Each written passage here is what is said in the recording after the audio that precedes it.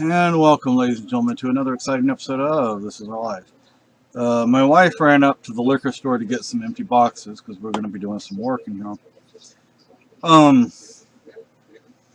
We ordered our wedding cake today. My fiance ran up to the liquor store to get some empty boxes. And my wife, she's not my wife yet. I'm not her husband yet. Oh gosh, my goodness, I don't remember which market it was that we went to now, but not one of the cheap ones. This is the one over by Target and the hardware store and the sporting goods store, and where like Olive Garden is and stuff like that. Anyway, so it's a two-tier cake. This is actually a nicer cake than what we were going to order. We were going to order a sheet cake. But, you know, we go in there and we see this and we're like, oh, wow, you guys actually make this?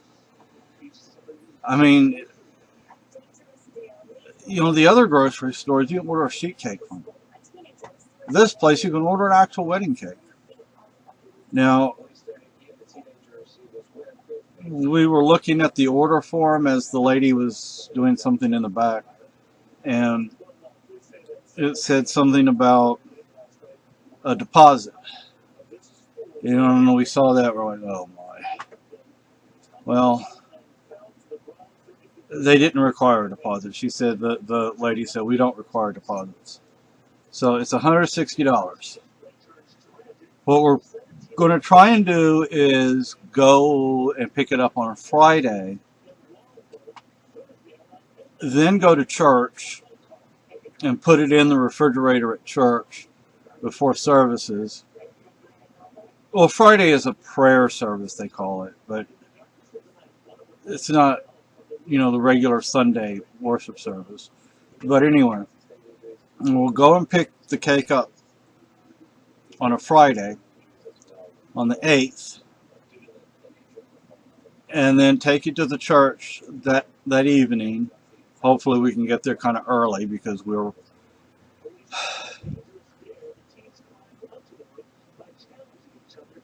part of the issue is we just don't know how many people are going to be there.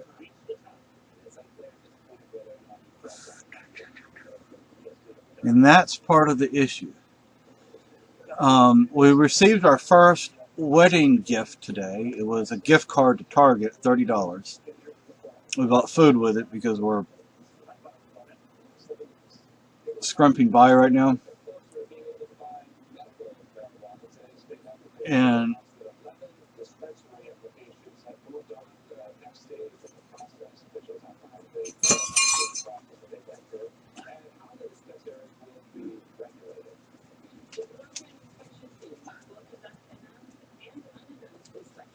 medical marijuana, I don't know if that's in Mass or here.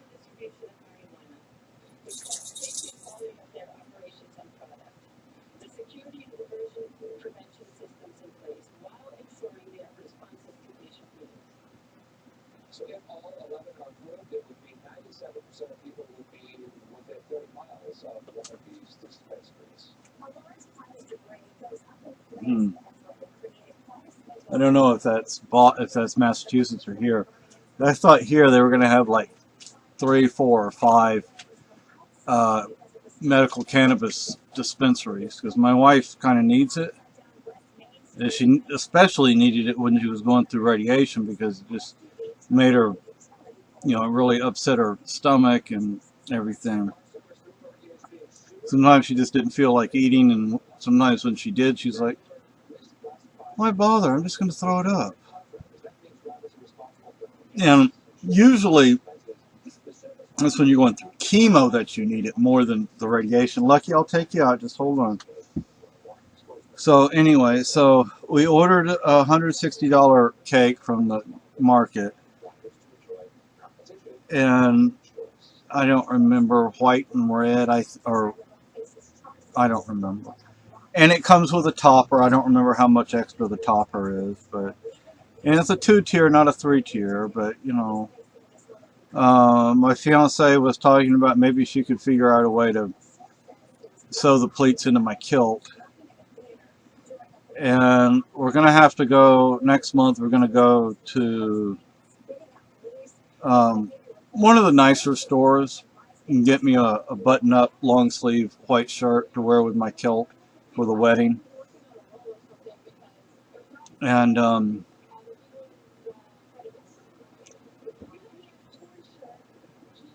then let's see, we invited another person to the wedding today, but we haven't given her a invitation. We just told her time, place. She said she doesn't need an invitation. She'll be there. But we need to print some today, this evening, although I'm starting to get tired. It's 4:30. And I removed some things from the wedding registry to try and reduce the length of it, the size of it. Some of the things I removed were duplicates. Other times, like there's this one canoe I would really, really like, or anybody that might happen to see this video that sees the wedding registry.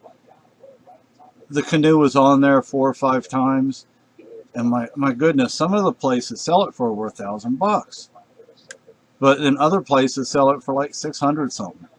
Like, why have it on there at the most expensive price? And my fiance doesn't want to do the canoe trips with me.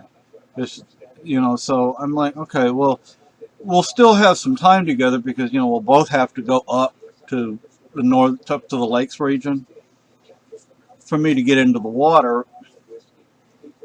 And, what we could do is at the portages, she could stop at the portages and then, maybe we could camp. Well, some of the portages, I know the one near, well, it's south of Claremont. I don't know of any camping areas around there. But there are places, because I'll have to camp at night. Because I don't know how long it'll take, about a week to do the Connecticut River. But there are a lot of lakes and ponds and stuff around here that I can canoe in as well. And those would be good places to teach her how to canoe. I haven't canoed in many, many years. But, so we ordered the wedding cake. I'm going to have to end this because I need to take Lucky out before he does something on the floor. So y'all have a great day. Bye. Welcome, ladies and gentlemen, to another exciting episode of This Is All Right. Okay, today's episode is about survival trot lines. Okay. So, I don't have everything put together. I have a kitty cat who's in and out of my lap, so you're going to have to bear with me. This is what you call paracord. Now, what we have hidden away somewhere is what they call parachute webbing, which is the webbing they would put around the parachute. Very strong. My parents used to tow cars using parachute webbing. But this, my dad was in the military, so that's how he got his hands on it. Anyway, this is paracord. This is the outside part of a piece of paracord. This comes from inside the paracord. What you do is you take a pair of scissors and you cut the end off and you pull the white strands out. Now, what you would do, there's my little box. The reason I don't have this paracord in the box is because it's bigger than the box. Now what you would do, and I have treble hooks in here as well as single hooks. These treble hooks are a little bit on the big side. So what I would do, treble hooks, let's see if I can get it by the eye. I got one of these on my finger once. Right here. Right in there. Yep. What you would do is you would take, now these are short because I'm just demonstrating. What you would do, of course, is you would get one of the pieces from inside. Yes, my vision is great. And you would bring it through, and you would tie it on. Now, I'm not going to go through and actually make the entire trot line, because I'm just trying to give you an idea. And there you go. You have the hook. Of course, I wouldn't have the string. Well, I guess the string hanging down there like that's fine. Then take one of these pieces of split shot, and there you go. Now see, I also have these hooks, little red hooks. Now, what I would do,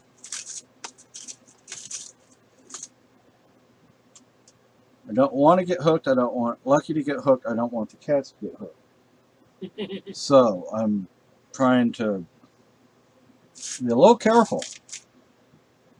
Okay. Now,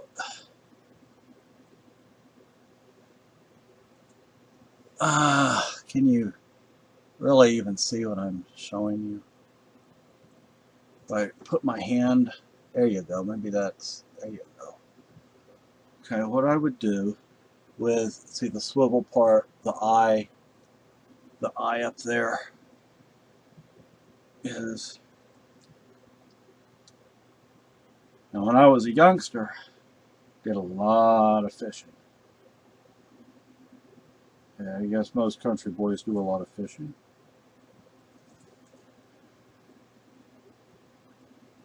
And then you tie this. Of course, like I said, I'm not doing it exactly the way it'd be done. Now you have that. Now, what you do is you take the outer portion of the paracord. And I have one right here. Let's see if it'll fit.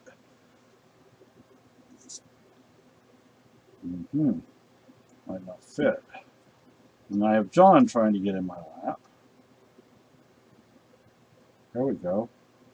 Sort of. Yep. Okay. So, see how that goes on there. And this is a swivel, so it's not going to start binding up. And what you would do is you would make a knot right there. See? You pull that down there. And then you would make a knot over here. This way, this is not going anywhere. It's going to stay right in this little area. Okay? And that way they're all not going to run down to the bottom and bunch up. And then what you can do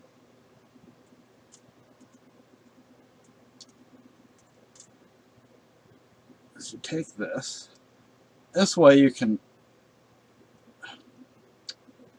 dismantle it, and you know that way you can use different size hooks, different, you can do different things with it. And you know, if something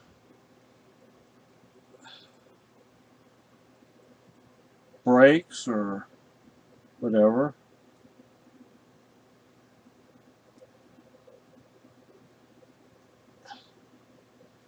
no, this is not wanting to. Yeah, I don't know where my tool is, my pocket knife. So We have to buy you another one. yeah, that kind of vanished a while ago. But there we go. I think, yeah, there we go. And then you take this. You don't even have to use one of these. You can just tie it right onto this swivel. But I would prefer to do it this way. That way I could have more options available to us if we ever had to actually use it.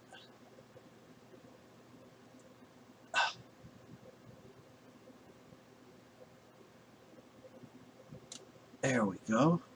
Whoops. That's not good. Not good at all. What? It fell down. The hook part fell. No, you need to stay away. You need to stay Hey. away. Ow. Both of you need to stay away. Johnson, I'll help you find it. I've got my own hooks. There's a hook on it, though.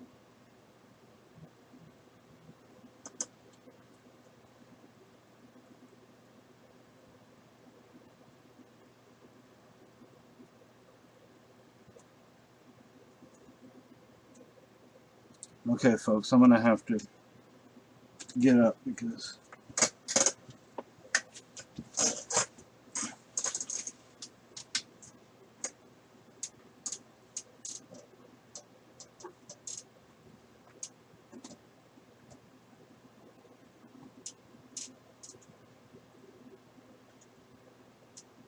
John, can you move so I can see if it's over here?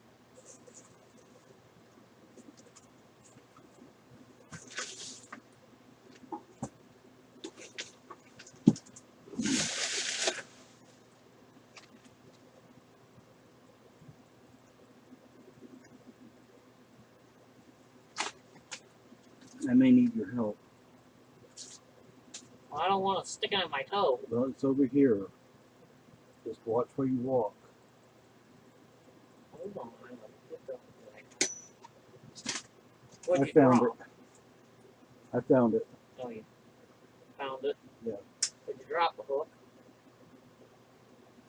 Well, I found the cord. Now I have to find the hook. There's the hook.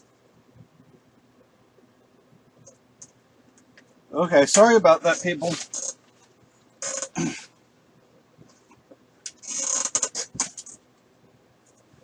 Sorry about that. Don't want the cats or the dog to get that. So, why don't we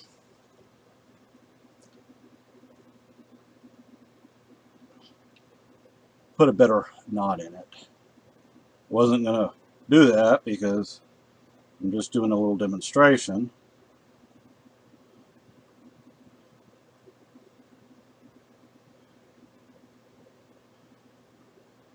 But I guess I have to because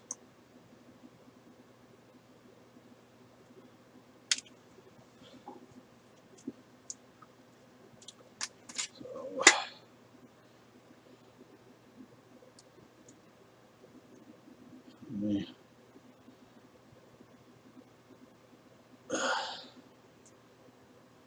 now when I was a kid, you had bayous. In the bayous you'd find crawdads. We call them crawdads. Some people would call them crayfish. I'm not sure. I think part of it has to do with where you're from insofar as what they're called. So, you know, the paracord, the outer part of the paracord is easy enough. It's the rest of it that you can go out and buy a trotline. Why buy one when you can make one yourself? And when you make it yourself, you have pride in what you made, and you can make it the way you want. You can make each part the length you want it to be. And this is nylon, so I think that's part of the problem. It's so slippery.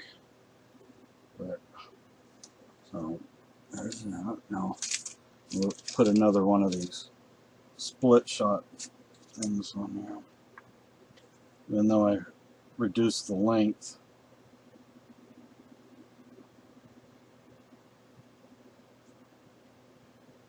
Now,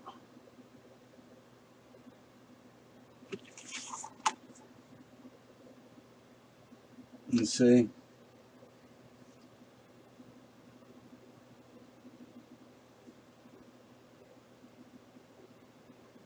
now what you would do once you have this part made.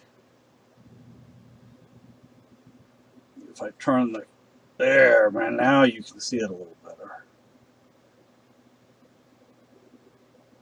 Okay, what you would do with the outer portion of the paracord is you would take a heavy sinker.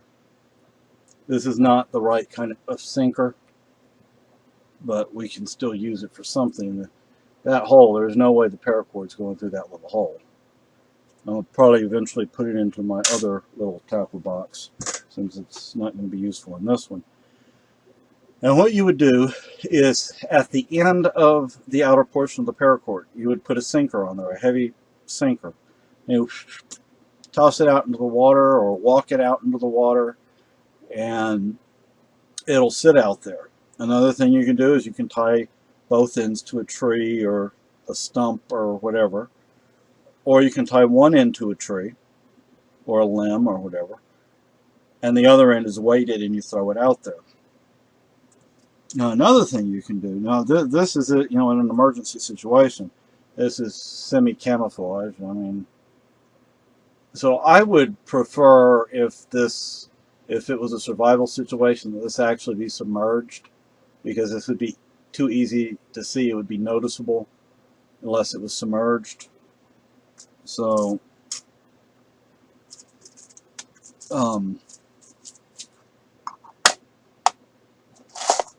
and see, what I would recommend is each of these strands be about 1 foot long. Maybe use 2 or 3 of them per hook. But I would say roughly 1 foot long. These are not 1 foot long. And there you go. You have an emergency trot line, in which you can do for bait. There are a lot of things you can do for bait. You can make your own. You go to the market and you buy some meat, save the blood, and mix it in with some bread. You can use mussels. One thing we used to do when we were fishing, we'd get mussels, the freshwater mussels. They're easy to break with your hands. We have them up here and they're giant. Not native to up here, they're actually invasive. But you take the meat out of that, put it on the hook. Another thing we used to do is we'd catch perch, and we'd chop up the perch or cut up the perch and put the perch meat on the hook and to catch larger fish. Oh, the lobster man was open yesterday. Well, it was. Yeah, when I came back from getting the boxes. Yeah. He had opened up. Oh, okay. We have a guy, he and his son, how do you fish? Inland Shellfish Company. Inland Shellfish Company. They have a lobster boat. They're lobstermen, and he sells it. And he had clams and chick lobsters. So anyway, so yeah, you could go. That's another thing. You go down here to the. I wouldn't do that, but you could go to the lobsterman, buy some clams or even a lobster, and cut it up and put it on the hook. Yeah, we eat the lobster. Yeah, we'd eat the lobster. So that's an emergency or survival trot line. Thank you. Have a good night. Welcome, ladies and gentlemen, to another exciting episode of This Is Our Life. Okay. I want to talk about here are the shades. That's not what I want to talk about, but I was looking for them yesterday. They're on my desk. I clean my desk off so we can see the desk now. I have to do that every once in a while. Anyway, so I want to talk about I want to discuss the wedding registry.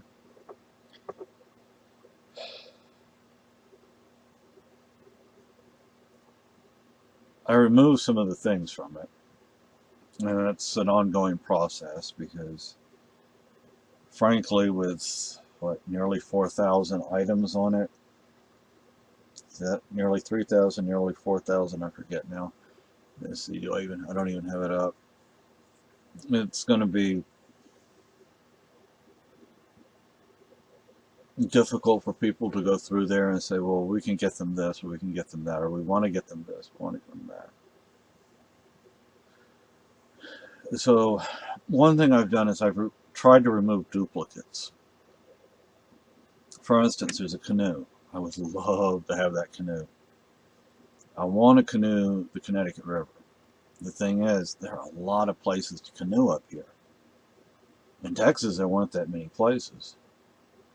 Up here, there are plenty of places. There's a lake about 2 miles south of us that I desperately want to catch a fish out of, and I'd love to canoe it. There's, is it Otter Lake, Beaver Lake? I forget. Is it north or east of Keene? But I'd like to go fishing up there, and I'd like to canoe it as well. There are lots of places to canoe up here. I'd love to go canoeing. The thing is, see, I had that on the wedding registry like 5 or 6 times. So what I did was I tried to take the most expensive one. It's the same canoe, same brand, same model, same canoe, but like REI sold it for over $1,000. All right, there's no reason to have, initially the reason I had some things on there multiple times is as a guide. We would like something like this. But with having so much on the wedding registry, it's just going to make it difficult for people to view the registry. I mean, they're not going to want to go through all that stuff. And some things, like after the other day, after the trip to the emergency room, I spoke with an ER tech, and got me to thinking, what would I prefer doing? Would I prefer being an ER tech or an EMT? From what little research I've done, I'd probably prefer being an EMT, because there are things you get to do as an EMT you wouldn't necessarily get to do as a ER tech, because the ER tech would, the doctors and nurses and others would take care of things. Well, if you're an EMT, there are no doctors, there are no nurses, you have to do it. And I'm thinking of going back into Keene and going to the, what do they call that? In Texas, it used to be the Texas Department of Rehabilitation. I don't know what it's called up here, I don't remember, but I went there once. I went to the one in Keene, and they tested me, and I don't remember what the results were, but I'm thinking of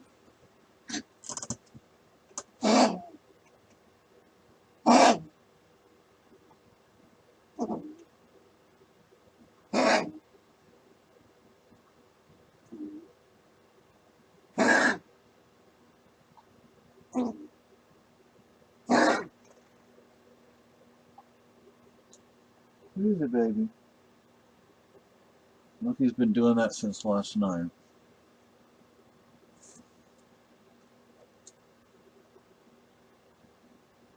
But so I'm thinking of going back to them and seeing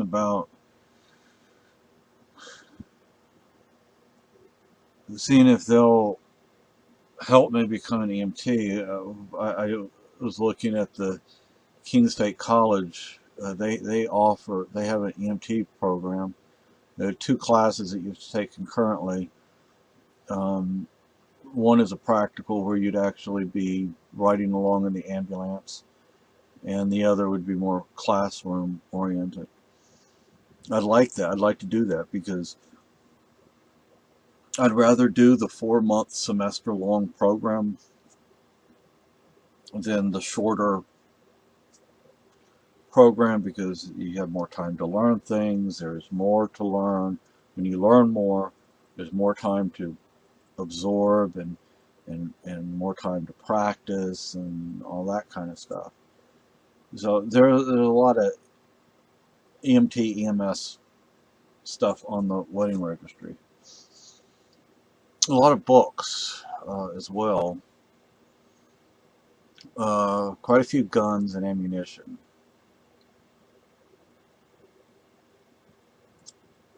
Some things we have on there, we're starting out, I guess, in many ways. What we have is sort of been thrown together haphazardly because when we've been able to afford to do this, we've done that. When we haven't, we haven't. So,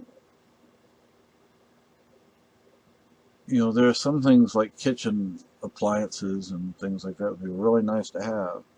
Home decor that would be really nice to have.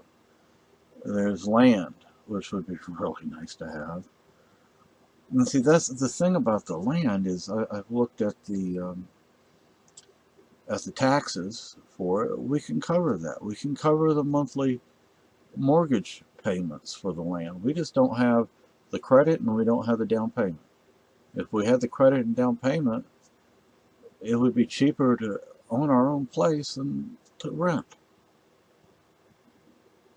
If people would be willing to get together and do that, help us, basically help us with a down payment, and we'd, we'd be good. I just don't know if anybody's willing to do that.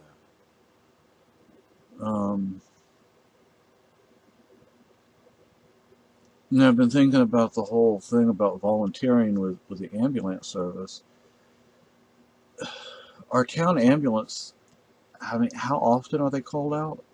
They may go a week or more without being called out. I'm not going to get a whole lot of experience that way. So what I was thinking is I could maybe volunteer with the Keene Fire Department, and they're called out multiple times a day. I would get more experience, I would learn more, I would see more. So I think volunteering with the Keene Fire Department would be far better as a learning experience. On the other hand, I don't live in Keene. I don't want to live in Keene. We live here, and this town, it would give me the chance to get to know more people in this town, to make more friends, to get to know the town better, to get to know the people better, to get to know the environment, to get to know the roads and the back roads and all that good stuff. And it would give me the chance to help our neighbors. So there are advantages to doing it in Keene, and there are advantages to doing it here. I just don't know.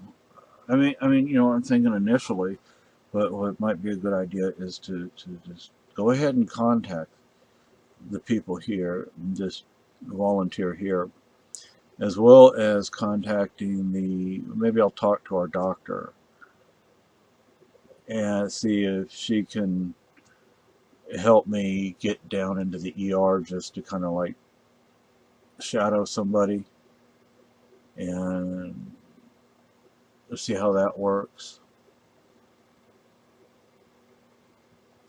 because that way I can see if I get some experience on the ambulance, and then I can say, oh well, this is what I would like to do or not like to do. I get some experience in the ER, shadowing an ER tech, a doctor, and a nurse, and I can decide, well, I want to do this or don't want to do that. The thing is, my English is not very good. My spelling is atrocious. My writing is atrocious. My math is atrocious. I would need to get some help in those areas, and that's another thing about the wedding registry. I have things on there like from Christian Light Education. I know I'm an atheist, but I still think they have a great program. It's a homeschool program, and that's why I would really like help with getting the light units for what they call language arts and math, as well as the math drill sheets. and that way I can, and then we can print like daily and weekly worksheets, because you can find a lot of that stuff free online, and we can print that, and then I'll have more to work on. I love Kumon Math, but I don't know. I actually haven't added that to the registry. I don't know if I'm going to or not. But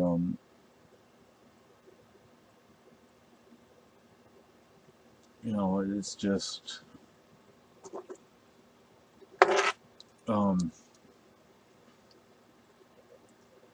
I would probably need those things in order to um, successfully pass the EMT course and or the ER Tech course. I would probably need to bring my math up significantly and my English up considerably. I found this while cleaning up my desk. This pen light goes with the kit that we bought up in Lebanon. Or it came separately or together, I don't remember, but a good little pen light. Check the eyeballs, but check the throat, the nose, the eyes, the ears. But, yeah, we can't afford another. Onto another subject, another item on the, another couple items on the wedding registry: guns and ammo. We can't afford to buy the kind of ammo, the amount of ammo that we need, especially for semi-automatic rifles and handguns, because you use ammo really fast in those things. I mean, for the AR, I'm thinking 10 to 15,000 rounds. I mean, I wish we had between 1 and 5,000 rounds just to use for practice, just for target practice, and just for the AR. But it'd be good to have at least 10,000 rounds in case anything ever happens. The guns, there's some nice guns on there, and not guns we can afford to buy. We just can't afford it. I mean, I would love a 308 bolt action with good optics. We both would, but we can't afford to buy that. Yeah, the 50 caliber is kind of extravagant. I mean, yeah, we could afford to buy the ammunition, but like 1 or 2 rounds at a time. 50 caliber ammunition's not cheap, and 50 caliber rifles are even more expensive. But there are several pistols on there because we have a 40, and frankly, we both need a pistol, not just one of us. There's military and civilian camouflage, like military camouflage and hunting camouflage, because I want to go out in the woods, and I just want to kind of find me a little place, sit down, so that, like surrounded by bushes, so the animals cannot easily see me, and just do like a nature study, just sit there and observe for a few days, not get up except for what I absolutely have to get up for. I'm not a hunter, but if it ever came down to it, to us hunting for food versus starving, I would become a hunter. My wife has a 22 rifle, so 22 ammo is a lot cheaper. One, because it's easier to manufacture, because it's rim fire, not center fire. But and they're smaller. But she could use a whole lot of ammunition for that little thing too. We need more magazines for her rifle. I'd like a 308 semi-auto rifle, I'd prefer that over the AR. Definitely more stopping power and more versatile because you can even use it for hunting. You can actually use the AR for hunting. You just have to use it for smaller game, varmint type stuff. Um, I mean, coons, possums, even those are, beavers. Some beavers get pretty big, and some of them get over 100 pounds. We have a beaver up in this area. And I would love a 50 or 54 caliber flintlock. I love a flintlock kit because I want to be able to put it together. I want to build it. Tools, because we don't have the money to buy tools. I mean, we buy a little here of this and a little here of that, and that's the way our life is. It'd be nice to have a nice dining table, the nice chairs, nice furniture, nice house linens, nice cooking pots, because I like to cook. But I kind of like, and we just don't have the space here. It's the way this place is laid out. I mean, it's not a bad place. I mean, it's definitely sturdy. This is a well-built building. And it's definitely a well-built building. But up here, you don't really want cabinets on an outside wall because in the winter, what's going to happen with everything in the cabinet? It's going to freeze. So some of the medical supplies on the wedding registry is because I would like to become an EMT. That or an ER tech, but I'm thinking EMT would probably be best. But I'm also going to have to figure out a way where I can actually go to bed at the same time each night and go to sleep. I want some of the martial arts supplies for self-defense and just physical. One for self-defense, too, just physical health. Get out there and actually do something. I mean, there's a jiu-jitsu dummy. There's 2 different types of wooden dummies: a Wing Chun wooden dummy and a Twilly Foot wooden dummy. Either one of those would be really nice to have. I used to have a Wing Chun wooden dummy in Mukjong. But having a jiu-jitsu dummy would give me opportunity to get some groundwork in and give me some exercise, Because I need to get some exercise in. My goodness, do I need to get some exercise.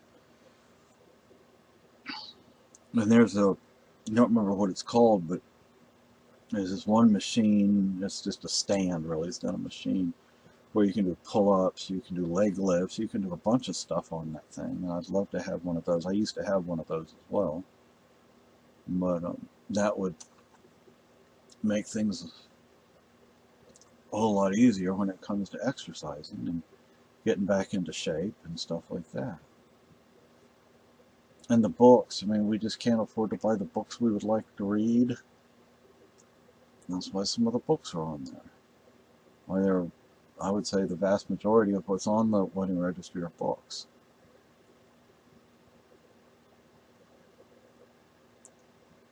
But the thing is, I mean, how much of that are we actually going to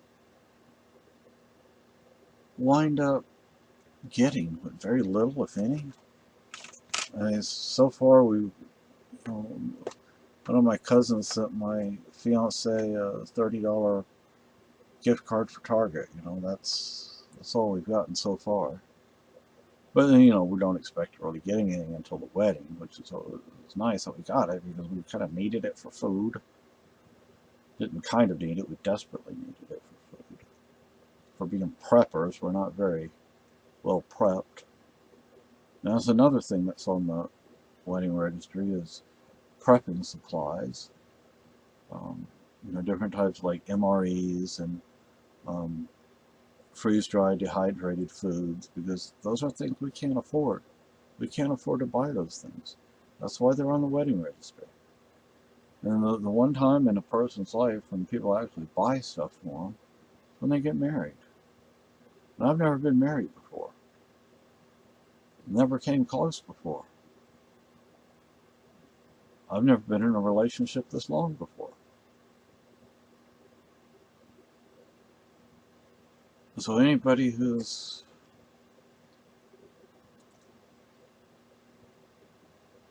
wondering or interested in knowing why certain things were on the wedding registry, now you have some idea. No, the one thing I was thinking about the property, though, I don't know, it might have to be put into like a trust or something. But then, because I don't know if we could have it in our name due to issues with Social Security, things like that.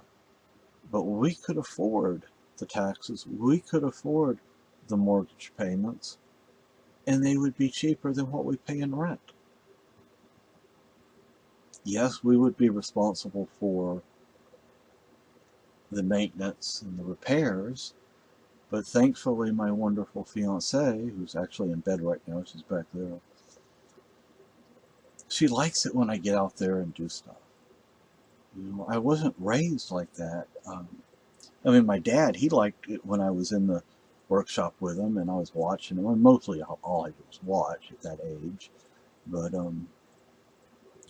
after the divorce, though, my parents, my mother was like, "Oh, you can't do that. Don't do that. Don't try that." But it's not that I didn't want to learn. I did want to learn, but when you have somebody constantly telling you can't do it, and who won't give you the opportunity, what do you expect? There's also gardening supplies, some of which we could actually use here, or some of it we couldn't unless we had an actual place to have a garden. But that would be another way of us being able to save money. We could grow some of our own food. It's cheaper to buy seeds and grow your own than to buy the produce already grown and distributed at the market. So anyway, I guess that's all I really have to say.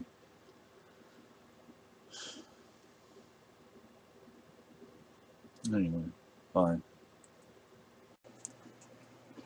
Well, welcome, ladies and gentlemen, to another exciting episode of This Is Our Life. Now, I haven't done anything political in quite a while. I don't know. Oh, dude, you left the door open. What door? Oh. So, here we go. Look, you shut the door. Well, Well, on the hairs. oh, I know. So, for those who've seen Shakespeare, if you've seen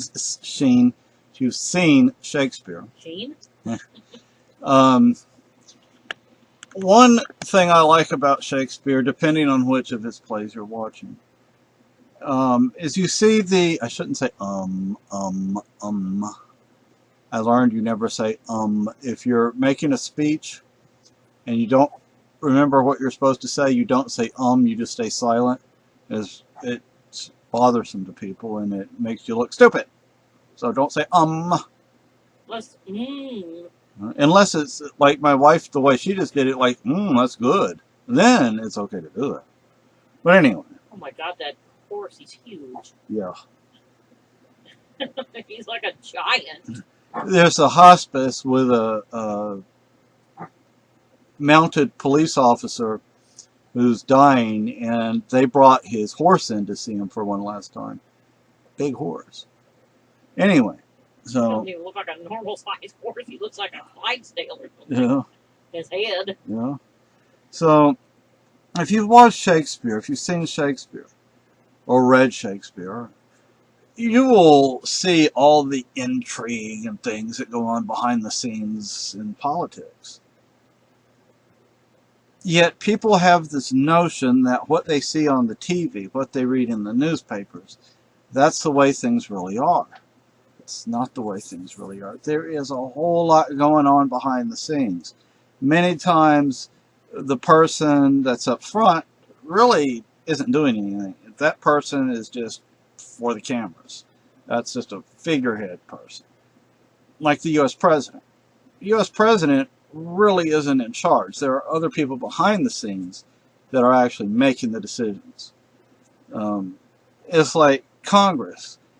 Most members of Congress don't actually write any legislation. Other people write it for them, be it contributors, donors, whatever you want to call them, be it their staff. And I mean, if you listen to these people, they will admit they don't even read the legislation.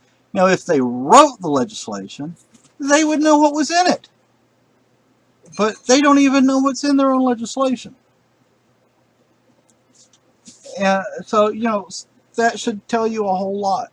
If they don't know what's in the legislation they supposedly wrote, then who wrote it? Why don't they know what's in it? They will tell you what's in it. They will tell you what they want you to believe is in the legislation, even if it's not in there. And I don't care which political party it comes from. Both parties it's one political party going by two names, and frankly, the Libertarian Party is on the verge of just becoming a third part of that one-party system. I believe in peace. I believe in non-interventionism. I don't believe in isolationism. But what I mean by non-isolationism, I mean free trade with other countries. That's one of the best ways to influence what goes on in another country, because like you're taking product to another country, or you're picking product up from another country, and they get to see they get to talk to you, they get to watch how you behave, you have these conversations. Well, what's it like in your country? What's it like in your country? What's it like in your country?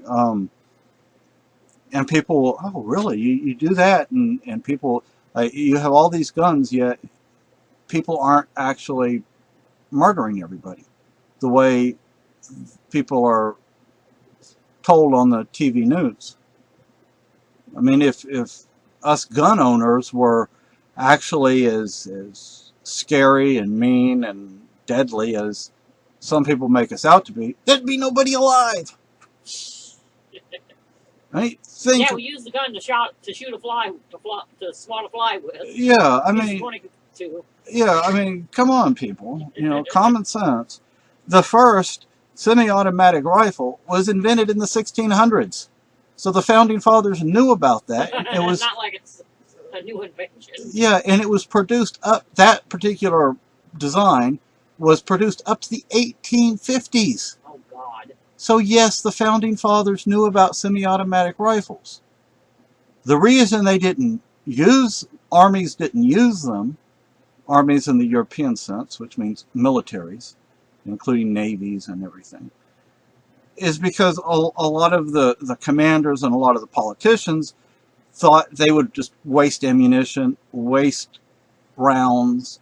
That's why they didn't buy these things in mass. But they existed.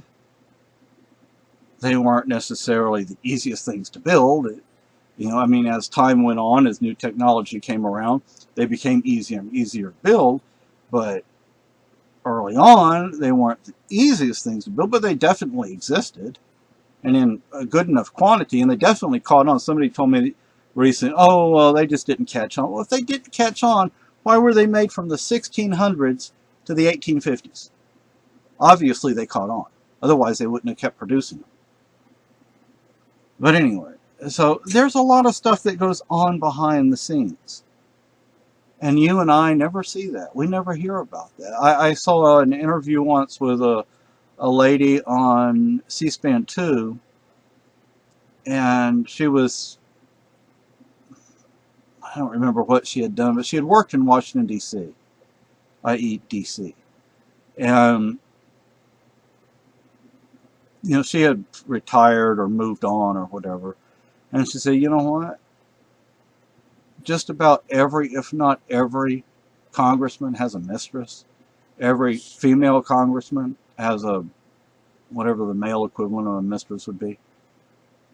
But usually, yeah, you don't hear about that.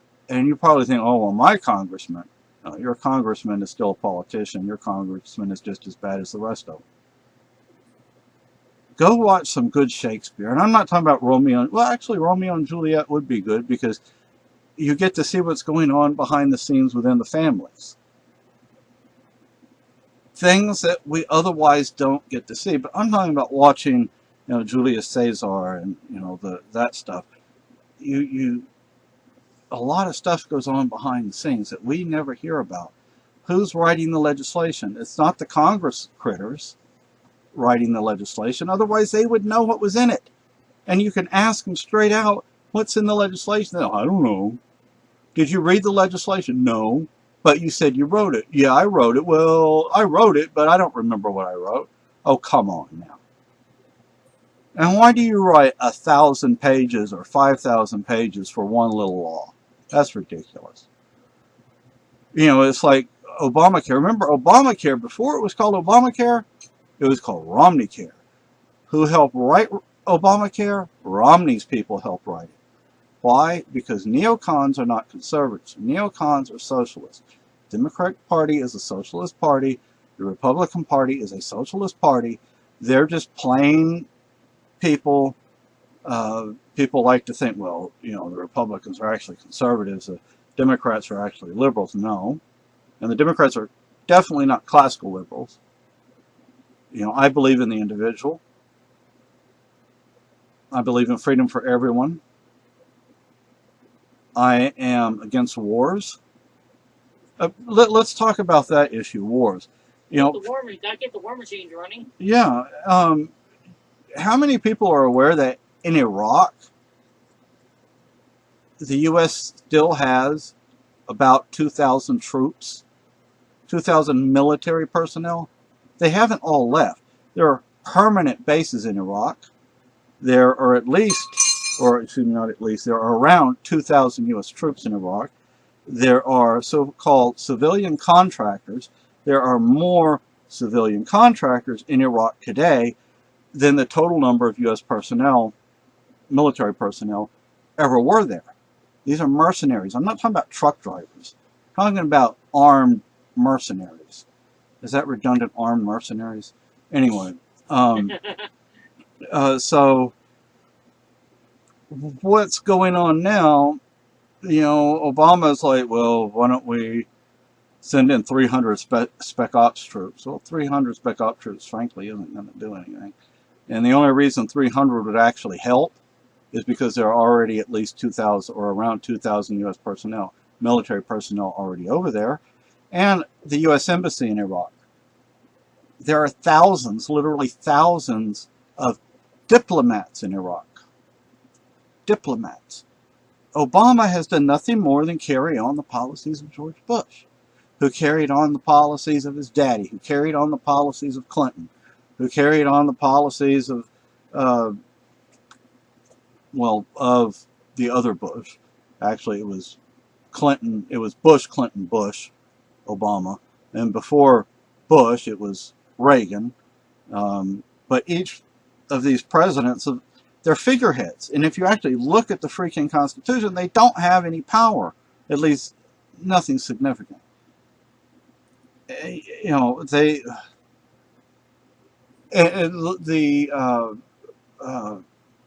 presidential signing statements, what is that term I'm looking for?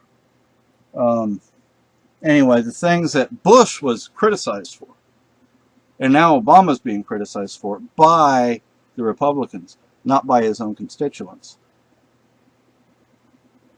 He's doing the same thing Bush did with all these little decrees. Those are not laws. The only people that can make law is the Congress, not the president. The president cannot make law. Read your Constitution, people. We actually have a couple of copies somewhere up here. I'd have to look. But why have I turned away from anarchism and toward a Republican form of government? Even though nobody asked, I'm still going to tell you. In the end, people wind up being followers. People wind up doing things for people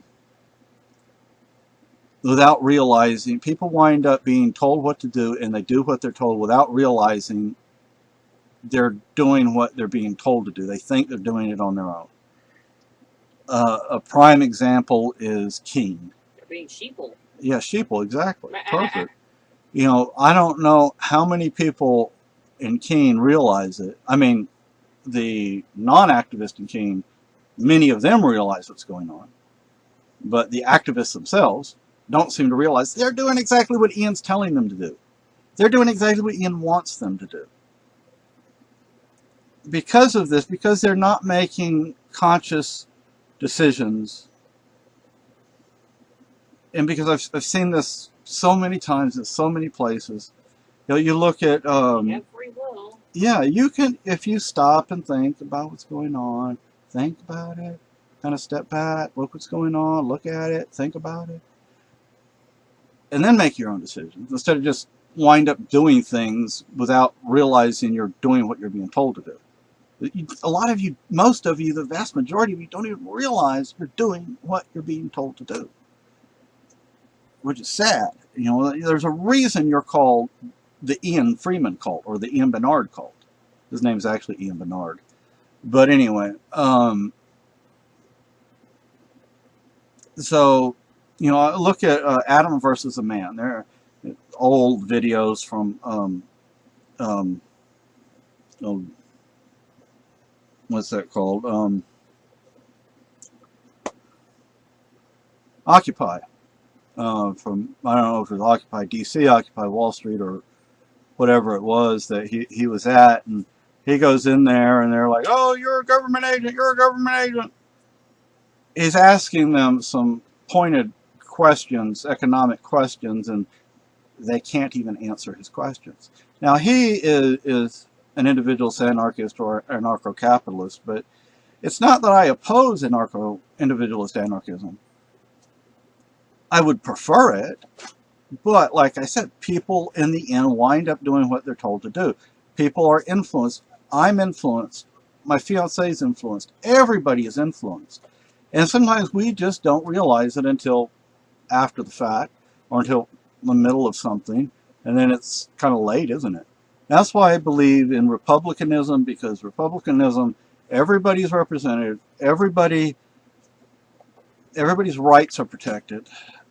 Well, in a democracy, it's mob rule. It's the majority rules, even if the majority is wrong. In a republic, the minority is protected from the majority. But anyway, so, you know, look at some other ways to look at Obama. The drones, the drone killings, the NSA spying on American people, the government, the feds selling Bearcats and other such vehicles to local police. And here in New Cary, formerly known as New Hampshire, there was some legislation, sadly it wasn't passed, that would have required all local police, all local law enforcement that had Bearcats to turn them over to the state National Guard. Sadly, that legislation didn't get through. It might get through in the future, though. At least here we have a chance of things like that, of taking militarized weapons off the streets. You know, because look, King police don't need a Bearcat. How big it? Cora will be wanting one. I don't know if Dave. I don't know if Dave would go for that. Ellis might. Well, you can use it to drive over the mass holes. Yeah. You know. But Keene is not a very big place, and I heard one person say, "Well, what about when there's an ice storm?" Well, frankly, if there's an ice storm, that's not getting through any more than anything else is getting through. Maybe. So, you know, so put cleats on it. Yeah. Because, I mean, I understand they were saying, like, if a tree falls on top of it and there are people inside, they're probably not going to get hurt. True. If you're in a car and a tree falls on it, you might be dead. Even in an SUV, you might be dead. Yeah. Yeah. So, anyway, so I'm going on. 17 minutes. 17 minutes, 14 seconds, 15. Well, if they want to make it a good vehicle, they have to figure out how to mount a chainsaw on it and then use it on the front and cut through the tree. Yeah. And then push it out of the way. and I want to say kudos to Germany for winning. I don't know who's. Oh, I guess that's the news, the sports. USA news. versus Belgium, I think. Oh wow. BL. Belgium, yeah. Okay, that's going to be a tough one. Oh, look at what I found last night. I was ready to go to bed. Oh, another one. Oh my goodness. Two of them. I'm like, oh, Where were they? under. Oh. They're kind of hiding. Oh. You know. So, anyway, so the war in Afghanistan's not over, and John's standing there looking at me like, "What are you doing?" and remember, Osama bin Laden was put into power by the United States. He was killed several years ago, not when the government says he was killed, but there were actual reports of when he actually died several years ago. They're probably just using a fake body. Yeah, well, see, they refused to show a body this time. When they said they supposedly killed him. Well, if they would have shown a body, we would know, but they're not showing anything. Oh, God forbid. And, the supposed, well, I'm not going to say supposed, I believe there was a shooting in, was it Sandy Hook? Yeah. Sandy Hook. Why don't we see any pictures? There was a surveillance system inside. We've seen pictures from Columbine. Why don't you show us some pictures from Sandy Hook? Because I don't think what really happened is what they're saying happened. Otherwise, Well, they would show us some I pictures. think they're trying to respect the privacy. But Well, there are some things they could show, though. And, and then, Sandy Hook and the Colorado theater shooting, what they call it, the Batman shooting or something. Several of these shootings. Why are they keeping these people, the supposed Boston bombers? I think that was a government thing because the government said we're doing a drill on this day in this location. And if you look at the packs that these two guys that they actually had on, they did not have anything the size of a pressure cooker in their packs. well, it's well packed in there. So, and why don't we get to actually hear them? They don't want us to actually hear what they have to say because they probably didn't do it, or if they did it at the behest of the state.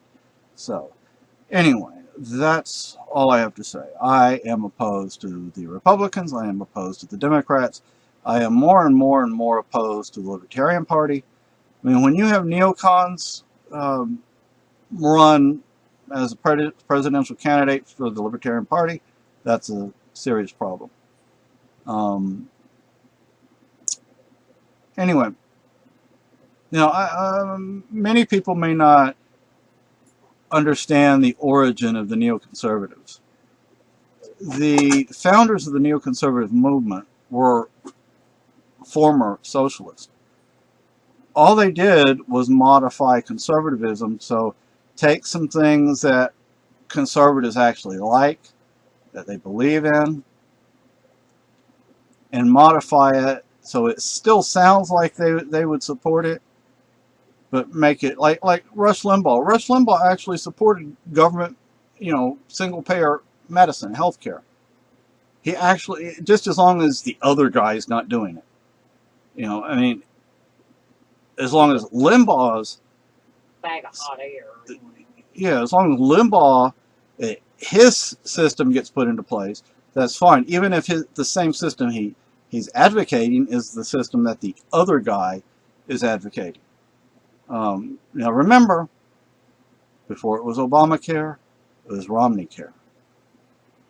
Why not just leave people alone, let them keep their money and spend it the way they want? Oh no, we can't do that because we know better than the individual how they should live and how they should spend their money. So we have to tax them. Well, no thank you. But anyway, y'all have a good day. This is going to be about 23 minutes long. Bye-bye. I'll let it run till,